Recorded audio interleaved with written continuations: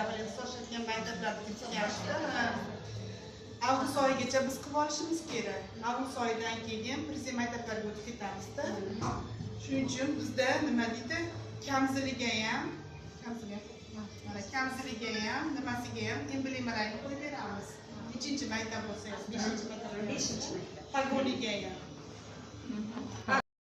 Nima aytganimizda mana formalarimiz faqat hozirdan kelganini tushuntirib beradi. Bu yelkasiga pagonimiz bilan mana 5-chi maktab degan nimasini qo'yadi. Emblemasini chunki monumentimizga, yelkamizga 1-sinfdan tortib 11-sinfgacha Rim raqamida qo'yiladi.